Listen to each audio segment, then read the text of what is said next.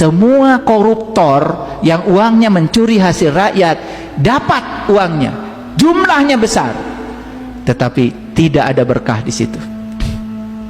Paling juga dipakai cuci darah.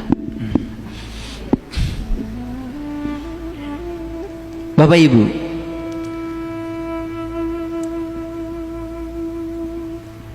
apakah mereka yang membalak hutan itu beragama?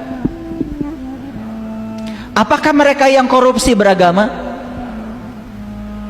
Apakah mereka yang membuat pelecehan seksual, bahkan di tempat-tempat yang dipercaya oleh masyarakat sebagai pusat pendidikan, beragama? Apakah orang-orang yang berbohong dan menipu orang lain beragama? Apa yang Bapak Ibu bisa simpulkan dari pertanyaan saya? Kenapa agama tidak bisa mencegah korupsi? Kenapa agama tidak bisa melindungi hutan? Kenapa agama tidak bisa mencegah keserakahan manusia? Bisa dijawab? Bisa dijawab? Kenapa? Karena agama hanya jadi tameng. Agama hanya jadi topeng. Agama hanya di permukaan, tidak menyentuh kedalaman diri yang terdalam. Sehingga orang sekarang berbohong merasa wajar, mengambil hak orang lain yang jumlahnya sangat besar, menganggap wajar.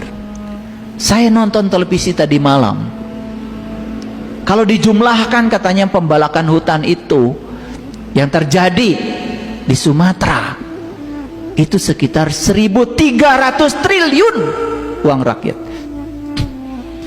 Berapa dapur yang bisa dibangun? Berapa SPPG yang bisa dibangun untuk membuat anak-anak kita makan bergizi?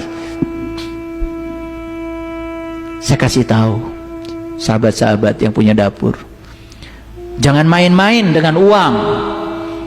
Kalau 10.000 dari negara, 10.000, jadi kurangi lagi. Kalian mungkin dapat M tapi nggak dapat E, tidak ada energinya.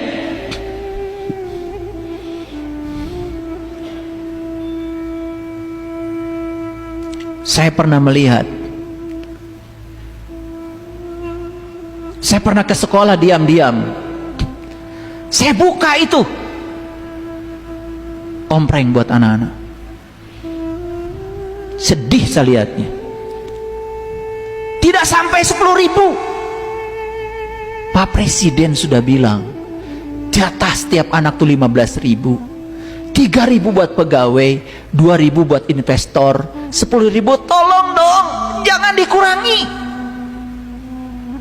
Keserakahan. Agama tidak bisa melindungi orang dari korupsi. Kalian tidak menangis, kenapa tidak menangis? Kenapa agama tidak bisa melindungi diri kita? Kenapa sholat kita tidak bisa mencegah kita dari perbuatan keji dan munkar? Mengapa?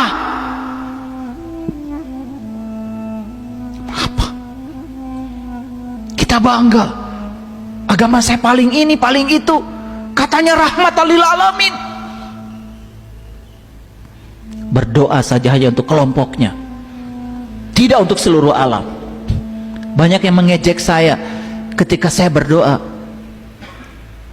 semoga seluruh makhluk hidup, baik yang kelihatan yang tidak kelihatan, setiap ruang dan waktu di semua tingkatan, senantiasa berbahagia dan bebas dari segala penderitaan. Itu yang namanya doa sapu jagat.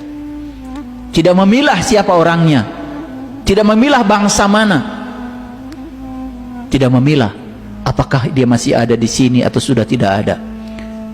Yang kelihatan maupun yang tidak kelihatan, di setiap ruang dan waktu di semua tingkatan, doakan mereka berbahagia dan bebas dari segala bentuk penderitaan. Itu rahmatan lil alamin, itu sumber cinta.